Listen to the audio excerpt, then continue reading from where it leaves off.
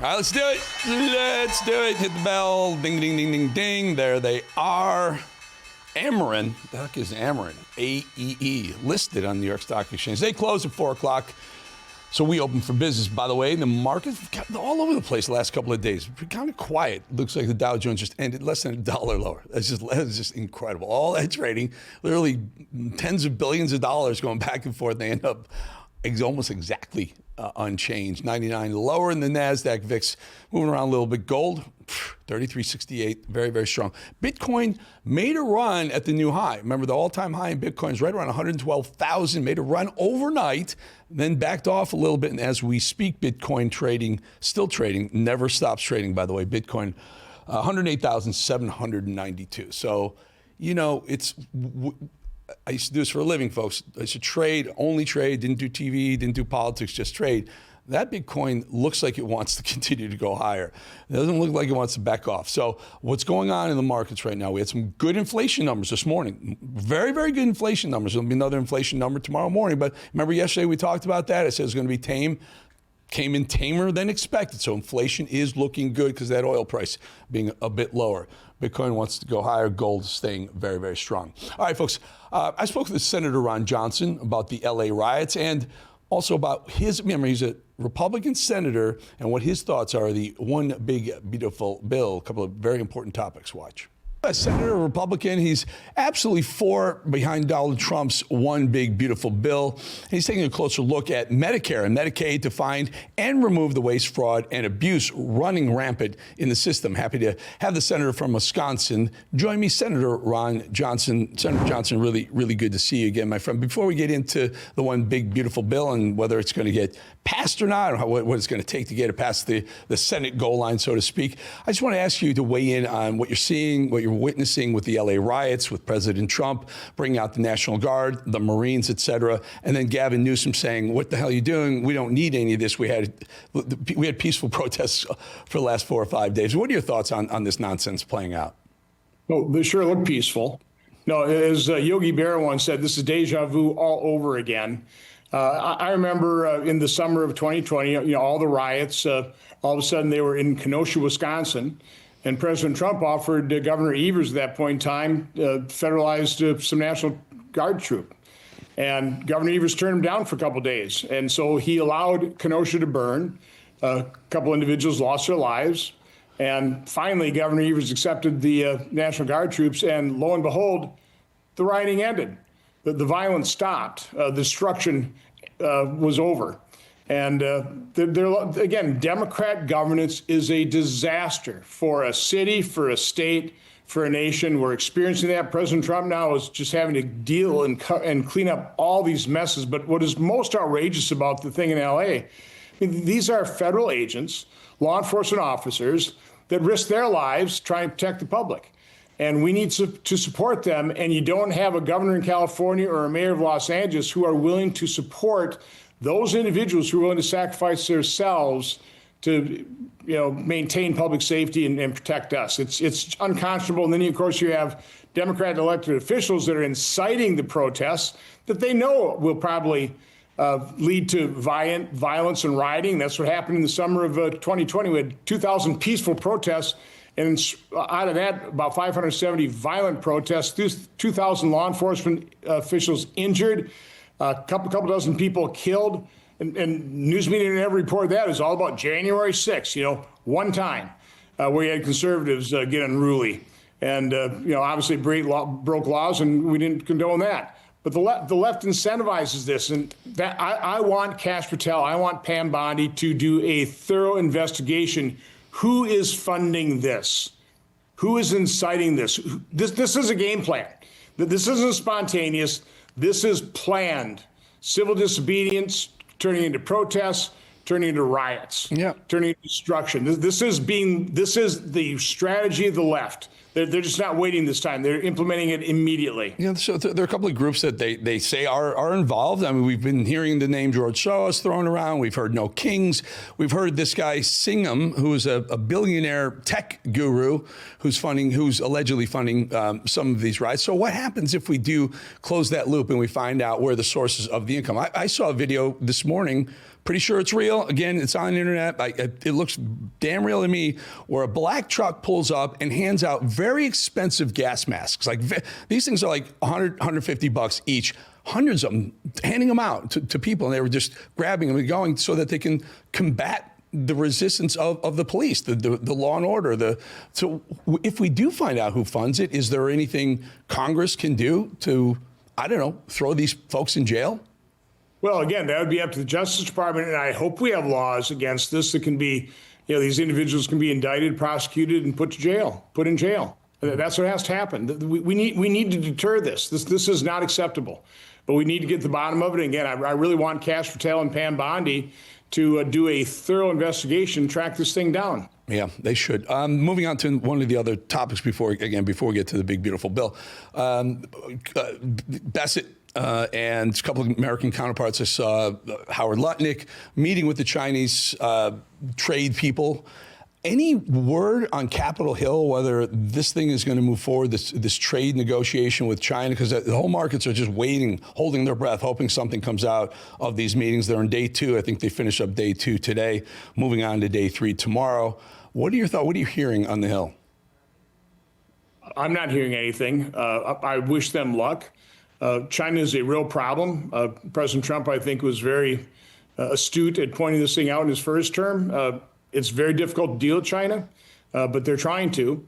I do hope that we can conclude these trade negotiations worldwide so that we can bring stability to supply chains to the global market. President Trump, I think, is absolutely right to try and obtain reciprocal and fair trade from all of our trading partners, which we haven't gotten in the past. So I completely understand his goal. A lot of people, even people that are getting hurt by it right now, are supportive of him trying to get free and fair trade. But there's a lot of disruption. So again, the sooner this can be concluded, the sooner we'll have certainty of the economy, and that'll be a good thing. All right, Senator, your thoughts now on this big, beautiful bill. You're working on Medicare, Medicaid, waste, fraud, and abuse. Is this bill going to make it through the Senate? Rand Paul, a couple others are playing a little hardball with you guys. Well, I'm one of the ones playing a little hardball here, because what I cannot accept is this just a one and done. As far as it goes, there are a lot of good things in this. We fund the border, defense. We pocket, $1.4, $1.5 trillion in real savings costs. Some of them are pushed out too far. I think this is actually a case where the Senate's going to improve this bill. We take an automatic tax increase off the table. We avoid default. So again, I'm generally supportive of most of the elements here. My concern is, even with all the good things this bill does, we still have a massive debt and deficit problem here. And again, you can't do it all in one bill. So what I'm calling on the White House to do is let's maintain a forcing mechanism to give us another bite of the apple here, because I just simply can't accept 1.9, $2 trillion deficits as far as the eye can see is the new normal. President Biden was grotesquely irresponsible when he came into office after COVID. Again, no American family, if they had an illness, had to borrow $50,000 to pay medical bills. If that family member got well, would keep borrowing and spending at that level. But that's what Biden did. He averaged deficits of $1.9 trillion. And this is, prior to COVID, Obama averaged in his last term deficits of $550. Trump had to do deal with Democrats, so it was up to $810. But Biden averaged $1.9 trillion. That's pretty well become the new normal. CBO projects $21.1 trillion of deficit spending over the next 10 years. That'd be an average of 2.1.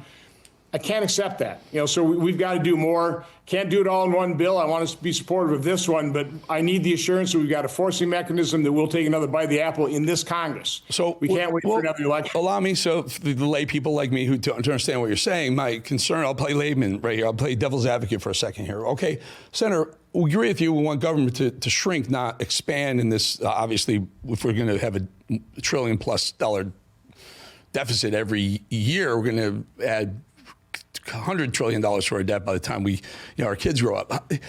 If we don't do this, though, we're going to lose the tax breaks. We're going to lose the Trump tax breaks that are going to expire. Isn't that a worse evil than spending a little bit more than we want to right now? Right, and I don't think that's going to happen. I don't want it to happen. The ball just got served into the Senate court here, so let us take our time. There's really no rush in terms of July 4th. I know that's some artificial deadline set here. But again, we had a really good meeting with Vice President Vance and Kevin Hassett. Went through the report I just finished up. We need to get our numbers straight. We need to be taking a look at what we're looking at. So had a really good discussion right now. And again, the good news is we all want President Trump to succeed. We're all very grateful for what he's doing, cleaning up the messes left by Biden and the Democrats. This isn't easy. It's very easy to be a Democrat, spend money, mortgage kids' future, never be held accountable by the media. What we're trying to do, we're in effect the parent. One parent said, "Oh, we're going to go to Disney World." We're trying to be the parents that say, "But we can't afford it." That's never an easy thing to do. So give us time. I had a good talk with the speaker about a half hour talk over the weekend. So we're engaged. We're talking. We all want to succeed. So just folks understand, it's in the Senate right now. You mark it up. You make some changes. You send it back down. You hope they sign off on it and it gets to the president's desk. And you hope there's not so many changes that President Trump just says, no, let's try this again. We have to start the process over. About right? Again, the good news is we all want to see President Trump succeed in this agenda. We want to see the speakers and the majority leaders succeed. We're in this together. And we as Republicans are trying to do the hard thing, which is dial back government to a reasonable pre-pandemic level, things that Democrats just completely blew up, exploded. Sir, if you were to take a vote right now, as is, would it fail? It would right now. Okay. But again, don't be disheartened by that. I'm not. You got work to do. Some time here. You got work to do. Senator Ron Johnson, appreciate your time. We'll get you back as things progress down that path. Thank you so much for your time. Have a great day. You too, sir. Well, you heard it there. They're not going to throw the towel in. They're going to try and get this thing past the goal line. But as Ron Johnson just said, Republicans will get it there. They may not get there by July 4th. We'll go to break. We'll come right back. We have another U.S. Senator on the backside of this break. Stick around.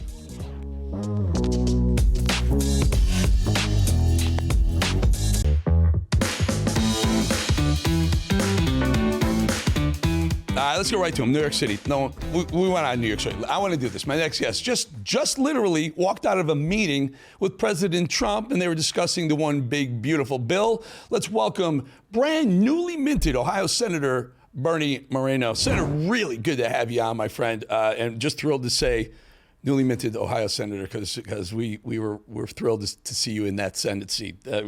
Just awesome. Sir, tell us about the meeting.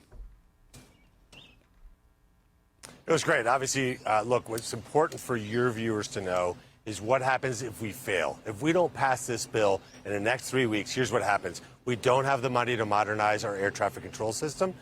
First time in American history, we actually get serious about modernizing a system that's been around for 70 years. It's old, it's antiquated, it needs to be replaced. Secondly, a $4 trillion tax increase. That's $5,000 for every working American. We don't get the $2,500 child credit, which helps families breathe. As you know, having kids right now is really expensive. That child tax credit is a key part of that. Allowing interest on automobiles to be deducted if that car is made in America, that's a big deal.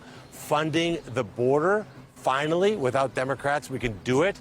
We can make certain that we have the ICE agents and detention beds to put in place what voters asked for, which is the largest deportation effort in American history. And of course, funding our military. These are the things that's in this bill. It's extremely important that Republicans get together and unite and get this bill across the finish line so that before July 4th, President Trump puts that into law.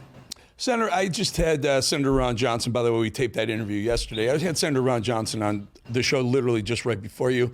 And I asked him the same question. He was pushing back. He said, look, we all want it to pass. I mean, the Republicans want to get this bill, this House bill, marked up back to the House, finish it up, and get it to the president's desk. But he said, we're not in a rush. We're not looking at July 4th as any sort of deadline. And my thoughts are, you all want it. Why don't we just get it done? I mean, is this And again, you're new to the Senate seat, but you're not new to politics. Is this the typical wrangling for, I want to get some of the stuff I want, I'm going to hold out a little bit, but in the end, we're going to get this through? We all know what this bill's going to go through, don't we? Well, look, I just outlined what's at risk. So, I like Ron Johnson. He's a great guy. My daughter actually worked on his campaign back a long time ago. But he's wrong. We do need to get this bill across the finish line by 4th of July because, again, historic investment in our air traffic control system, prevent a tax increase that will cost American workers $5,000. Right now, you see what's going on in L.A. We need more detention beds. We need more ICE agents. We need more deportation flights. We can't do that if we don't give the president the money. The people of America spoke loudly on November 5th. They want President Trump's agenda. And by the way, no income tax on tips, no income tax on overtime. These are very popular items. And look, again, all due respect to my colleague, Ron Johnson, look, the time for deliberation's over. We've been at this for months. In the private sector, this would have been done a long time ago. I'm giving the patience of politics. The patience is over. We need to get this bill on the floor. Let's vote on it, and let's get it to the House so that the President of the United States can sign it into law in a beautiful ceremony right here in the White House for a big, beautiful bill. Yes, and what the folks need to understand, and believe me, I'm for getting this done. I'm a libertarian. I like to see government this big, not this big, and we keep growing. However, I know the risk. You play games like, I want this, we want that, and you run the risk of it just not happening. You have a three-seat majority. You can't lose more than, I guess you can lose a third, but you can't lose the fourth one. Where are you right now? What's the whip now? Well, look, as you know, I say it in my private sector business, time kills all deals. We've been at this for months, Eric. This isn't something that was sprung on us yesterday. We've been at this for months. I wish it was Monday through Friday. It's really not, unfortunately. That's another conversation. But we've been at it. We've deliberated. We've read it. We understand what's on the bill. Extraordinarily popular items, things that help working Americans, and most importantly, fulfill the promises that each and every one of us made when we were on the campaign trail last year. Every Republican promised to secure the border, promised deportations, promised to avoid the tax cut, promised no tax on tips, and promised no tax on overtime. Let's deliver for the American people. Let's get it done. Senator, really good to have you. I know you're got a bunch of appointments. Love to get you back as this thing progresses when you have a little bit more time. Great job, brother. Thank you so much for what you're doing. Thank you. Thanks, man. Appreciate it. Talk to me, Mad Dog. What do we got? We can do some rapid. You would do some rapids? We can do some rapids. We can do some rapids. All right, folks. How about a good little Soros soldier, California Governor Gavin Newsom? Well, he spoke last night, days after the chaos started. Gavin finally decided it was time to talk to the people of California, to assure them that everything was going to be okay, telling the people to calm the heck down, to restore order, except he didn't. Well, first he begged my friend Sean Hannity. Watch. All right, this is a Fox News alert. Governor Newsom just texted me and was asking me whether or not we will be taking some of his press conference at the bottom of the hour. So that'll be about 3 minutes from right now as he's slated to address the nation. I will fact check it in real time. What a sad, sad man. But it gets sadder and better for us, I guess. Don't worry, because then extremely fitting, given that Newsom's whole governorship has been a disaster. He started it all off with no sound.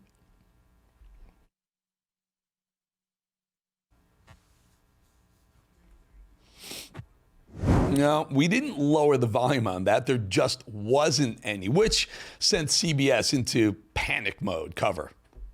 Okay, we are working on the audio. Not sure if that's on the governor's end, but we're working to get that production up and running. Yeah, can't even get his microphone turned down. How's he going to save the people of California? Well, then when Gavin finally did manage to get things up and running, he chose to do the least governor thing as possible. Did he calm the tensions? Nope. Instead, the true Democrat form, he coughed up some nasty Trump derangement syndrome. This isn't just about protests here in Los Angeles. When Donald Trump sought blanket authority to commandeer the National Guard, he made that order apply to every state in this nation. This is about all of us. This is about you. California may be first, but it clearly will not end here. Other states are next. The rule of law has increasingly been given way to the rule of Don. See, I'm not going to fix this place. It's Trump's fault. Right? And then Trump says, I'm going to bring in the National Guard and the Marines. He said, Trump's causing more of the problem. Well, guess what? The chaos and mayhem continued. But don't worry, Mrs. Newsom still found some time, get this, to take her $2,000 handbag out for a little shopping excursion. Never let a good crisis go to waste. Am I right? By the way, if you're online, Antonio Brown, the football player, is just living rent-free inside the Newsom's heads. I won't go to what he said about the governor's wife, but wow. This is the pinnacle of liberal thinking right here and right now. And of course, it happened right here. Watch this on CNN. Remember that California was part of Mexico. All of the Southwest is Mexico. So the roots are really deep in that region. Well, in case anyone tries to tell you this isn't an invasion, tell me, watch this clip if this is an invasion. This is our city, and this was Mexico. You can't get this out of the land that was ours. Is that the Mad Dog? Mad Dog. Yes, sir. Is that the lady from They Them Energy? Is that the same one? Maybe. I'm not too sure. They looked alike. They kind of all start to look alike. All these liberal freak progressives start to look alike, don't they? This one made my jaw drop. We've heard it all. We've heard it all from these leftist propaganda machines. They've compared Trump to Hitler. They've compared Trump to, I don't know, fascists. But this Princeton professor hurls a whole new kind of slur and insult at us, at MAGA, on MSDNC. Wait for it.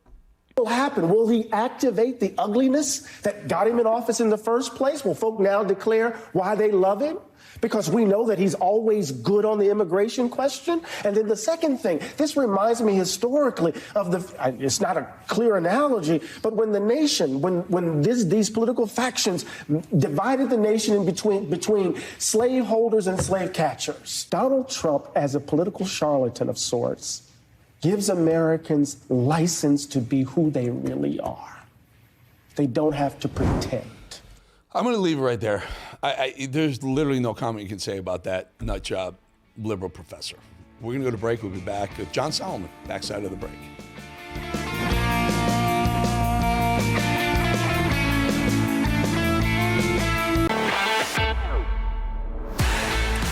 All right, let's bring in the editor-in-chief and CEO of Just the News. He's bringing us some breaking news about the COVID-19 virus that plagued the world. He discovered something, folks. Your jaw is going to drop. Mr. John Solomon. John, you've been working on this for a while. You sent me a piece that you put together. This is unbelievable. Go ahead, I'll let you set it up. Yeah, 3 months into the pandemic, we're still trying to figure out whether to stay 6 feet apart and wear a mask. And the DIA, one of our premier defense intelligence agency, DIA, they had already determined that COVID-19 was not from nature. It was lab manufactured and that it leaked specifically from a bin of viruses that were being held at the Wuhan Institute of Virology. Exactly what Donald Trump was saying at the time, except that the DIA didn't tell the White House.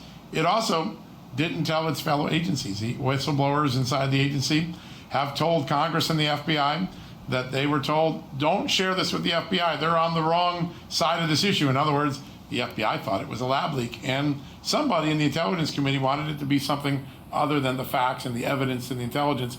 But that wasn't the only piece of evidence that DIA had gathered in a really quick period of time. Anthony Fauci would be out there arguing with his cronies at NIH that this came from a wet market episode in November 2019, but the DIA knew that the first recorded death in China from COVID was in September, 2 months before the wet market. They also knew that there had been a lab cleanup at the Wuhan Institute of Technology. They had signal intelligence showing the cleanup, suggesting that the lab had a leak that allowed the deadly virus to get out. They also knew that several members of the U.S. military competing in the World Military Games in Wuhan in October had come down with the virus. All of the evidence showing that it had been a lab leak and that it was before the November wet market story that Anthony Fauci and his buddies whipped up. And it was all kept from the American public, kept from Congress, kept from other intelligence agency. It's now at the center of a criminal investigation. The FBI is investigating whether some members of the intelligence community obstructed their probe. This is important right here, right? Because if I remember, and God, we were covering this like extensively. First of all, DIA, Defense Intelligence Agency, not telling the FBI or whatever, CIA, is disturbing enough. But if I remember, there were a couple of doctors that were working who said, you know what, the lab leak theory is accurate. And all of a sudden they reversed course at some point. Christian and then Anderson, if I remember, they right. got paid. They got grants after that. They were anti-Fauci. All of a sudden, they jump on board in Fauci's, whatever, wet market theory, and then all of a sudden they get grants from various U.S. Bodies giving them money, right? That's right. That's exactly what happened. Tens of millions of dollars when you look at the full group of the scientists.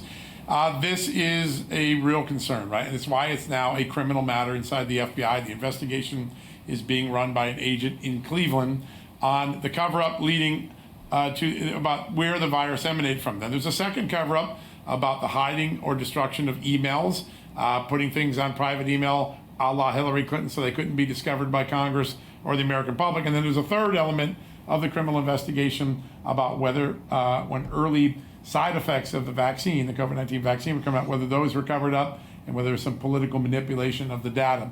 3 different plots being investigated by the FBI. A strong chance that there will be accountability, maybe even arrests or civil action taken against some of the players here. John, but the big loser is the American public. Is there anyone is the FBI, is anyone going to investigate why the hell Anthony Fauci was using funds to support gain of function research in a Chinese lab? American money, using American money to increase the virility and mortality of viruses held by the Chinese. Yeah, they should be. Everyone who is involved in that should be. Remember, Barack Obama banned it. That ban was never lifted, but they just continue doing it. Listen, right now, just in the last 2 weeks as we're sitting here, there's another reminder of the danger of what's going on. We've had 3 scientists arrested in the last 10 days carrying deadly or toxic pathogens into the United States, things that could wipe out crops. Who's funding them right now? The United States government. The United States government is funding those experiments.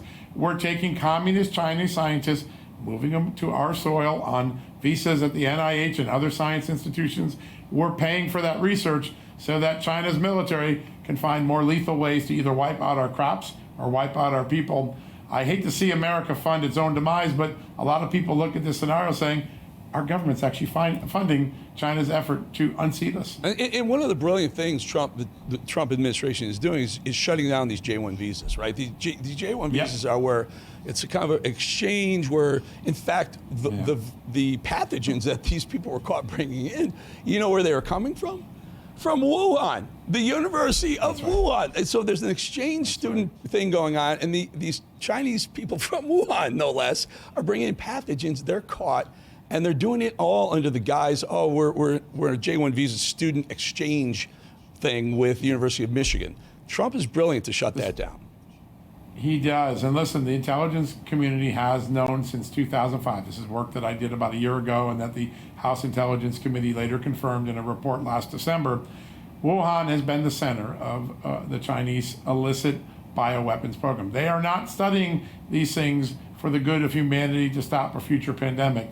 They're studying it to give China certain biowarfare capabilities in violation of current treaties. That is the assessment of our intelligence community going all the way back to the early 2000s. And yet, despite knowing that, we have this extraordinary flow of money out to China and their scientists brought onto our soil doing this work. Somebody's got to stop the insanity. Well, you know what does, John? You know what stops the insanity is when you get a perp walk. When you get an Anthony Fauci who made literally millions upon millions of dollars and will get paid and you know all these deals he's got, and he's on the cover of fashion magazines, he becomes this pedestal hero, and he was doing, Rand Paul pointed him out and said, you're supporting gain of function. He said, Senator, I am not. I will never forget that interchange with his hand raised after he was sworn in on the Bible.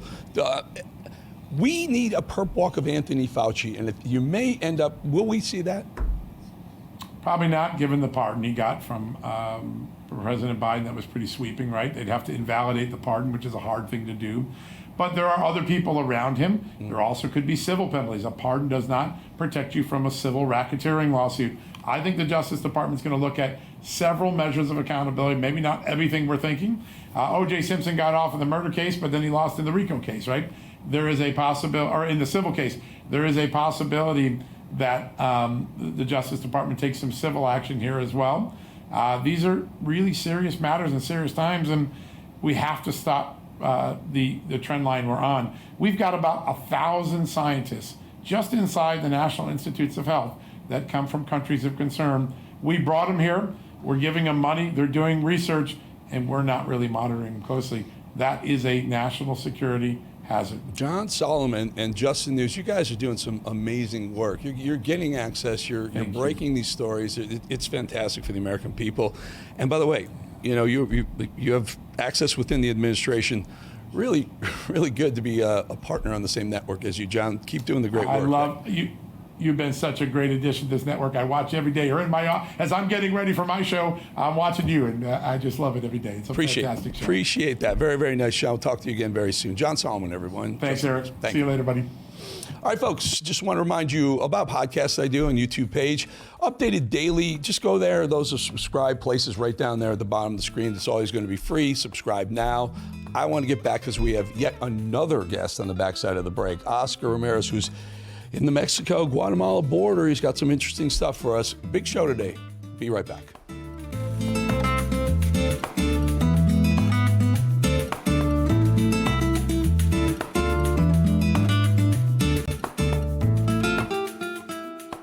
Let's go to bring in our RAV border correspondent who's in Tapachula, Mexico, with some 500 migrants, get this, who are still waiting to see if they can get documents to come into the United States. Always happy to have Oscar El Azur,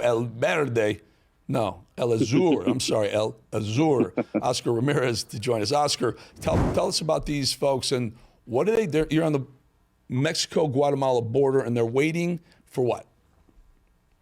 Eric, thank you for the invitation. Just today we were in this location. It is called Migration South. There was around 500 migrants that only today they were just there waiting for the paperwork that is called multiple migration form for them to walk freely into the northern borders or into the central parts of Mexico. We asked a lot of these migrants that they were waiting for this permit, what are they trying to do? If they're trying to go to the borders of the United States or what they're trying to do. And they say a lot of them, they want to wait here to see the elections of the midterms. They already know that, or the 2028 election to see if Donald Trump is not going to be no longer president and the borders will be open. Just a statistic that is going to surprise you, Eric. Just on this city alone, Tapachula, local journalists have told us that there are around 10,000 migrants that they're still scattered, waiting here for an opportunity. A lot of them, they have assimilated themselves to get work visas, to work here, to stay here. But a lot of them, they have assimilated another opportunity to say, you know what, there's going to be a possibility to go again to the United States of America. So this 10,000 right here on the south border of Mexico, still the border between Mexico and Guatemala remains open. There's no vigilance whatsoever. You have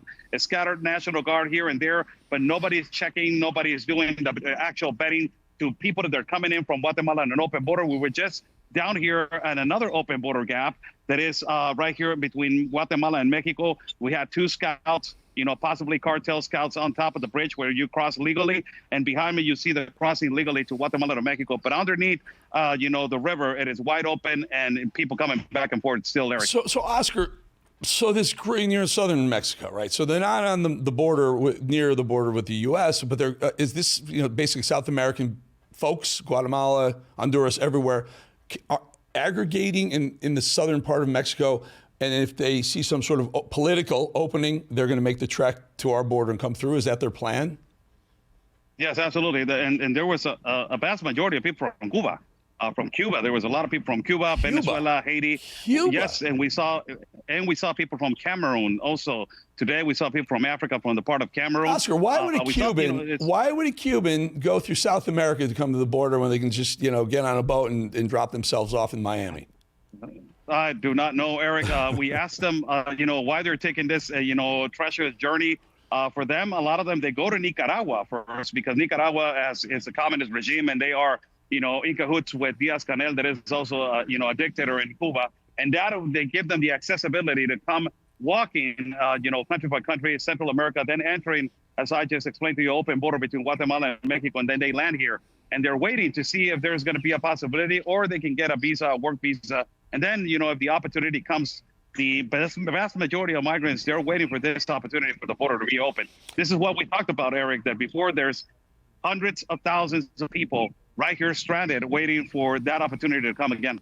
So what about Venezuelans? I mean, the big concern for me now is the Tren de Aragua is growing in popularity. It must be growing within Venezuela.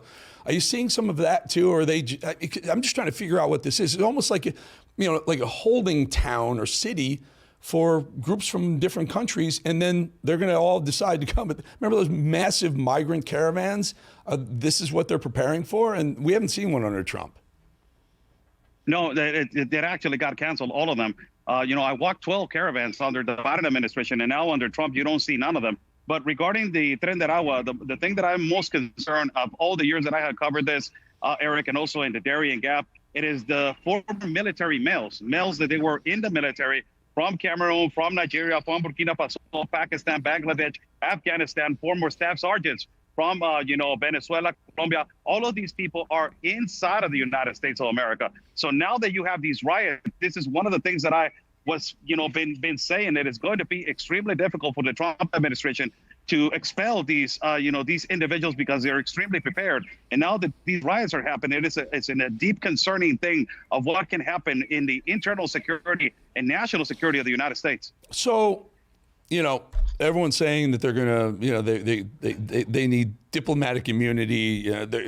But the way you get that, if you're from Honduras or you're from Venezuela or even Cuba, it's the next state over. You're not allowed to cross 3 borders and present yourself in the United States and say, I'm here, I need political asylum, right? Yes, absolutely. According to the Global Compact on Migration, that is the biggest problem, not only the migration in Europe, but also in the continent of America. That's why they designated third world secure countries. So if you're from Venezuela and you cross by Colombia, that is a third secure country. That is a place that you need to stay. That is a place that you can ask asylum. Even if they cross to Panama, Panama is also a third world secure country. Even if they cross to Costa Rica and so on. But, the open border was the offering to all of these migrants, and they knew that they can enter through the river in the Rio Grande, and they can cross illegally through an open border gap in Arizona or in Texas. So the prize for these people was to enter the United States. Now the problem is to get millions out, Eric, and it is going to be extremely difficult. So 2 questions. The question is, are they camping out there for, I don't know, you said till midterms, a year and a half now or 2, or 2028? Are they kind of telling the world that they're now Mexican so that they can make the cross into the U.S.? Question 1. And 2, who's supporting them? How are they financing their lives there? Well, the first question, the Mexican president just said to Christinon that she's actually returned back 500,000 migrants. That is a complete lie, because that's why we came down here. The border's still open, and these migrants are assimilating, and they're going to the immigration offices to get work permits so they can stay here, meanwhile the time that they see if there's going to be an opportunity for a reopening into the United States. And another thing that I mentioned before, Eric, it is that the borders between Mexico and the United States, the former director of immigrants in Tijuana said that more than 1 million petitions of CBP-1 were canceled in the first minute that Donald Trump came into office. So that is a vast majority of people that they are stranded in Mexico. And to the financial situation, we just went to Guatemala and saw the international organizations, OIM, UNHCR, UNICEF is still operating and still working. And also right here, they shut the door to us in Tapachula, the UNHCR still operating from 8 to 5. Now, those international organizations are under the American taxpayer. I don't know if USAID has been completely defunded or completely canceled, but they're still operating, and those are the international organizations. So this is what folks need to understand. This is what folks need to understand. USAID and a series of others, which are U.S. taxpayers supported, are funding their NGOs. They're supporting NGOs, Christian ministries, et cetera. They're funding them, and then those NGOs are in turn using taxpayer dollars to support these migrants that are just. They got one thing in mind, it's just crossing the border, coming into the United States, right? Absolutely. That's the number one objective. And meanwhile, under the Biden administration, they were under the globalist compact of immigration that basically the United Nations was in charge of this, of the border of the United States. And the obligation of the United States of America at that particular time is to give them refugee, to give them housing, to give them clothing, to give them money, to give them all of this stuff. This is the number one problem. And we have still those international organizations here. So what Trump administration needs to do to the Mexican government is to ask them why you're still in the globalist compact of immigration, because the border's still open and they're still coming. Yeah. Oscar, El Blue, El Zul, appreciate your time. Please stay safe. Thank you so much, sir. Very, very dangerous job you got there, brother. Thank you. Thank you so much, sir. Always an honor. All right, folks. We will be back in 2.5 minutes.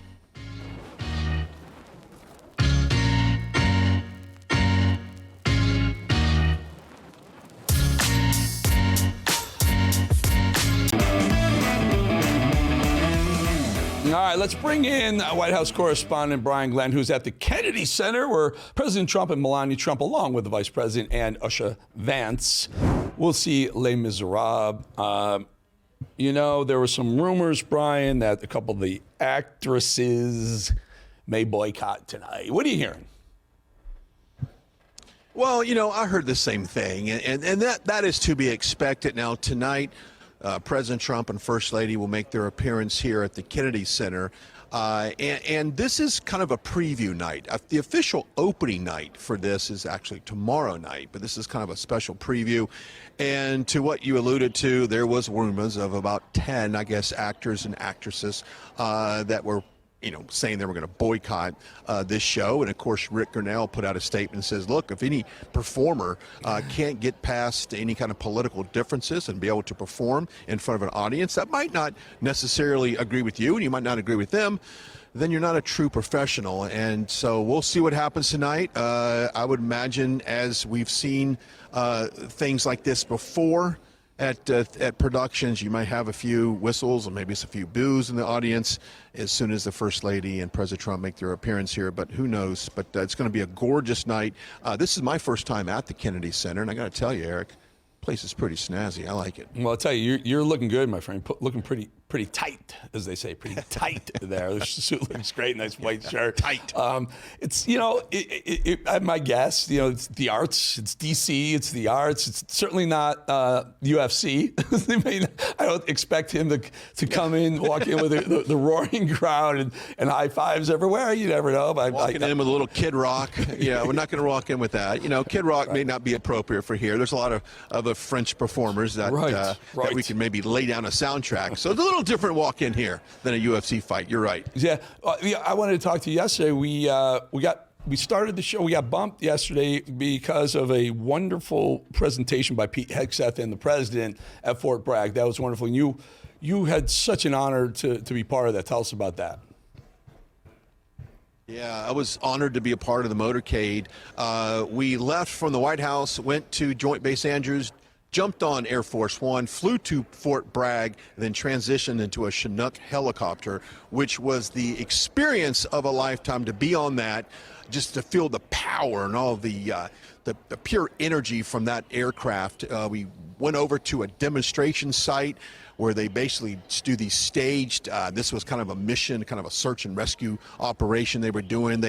They absolutely put on a show. Everything from, you know, simulated missiles going across the sky to 600 paratroopers jumping out of planes, landing on the ground. We had Hummer, we had troops on the ground in staging. We did kind of a search and rescue.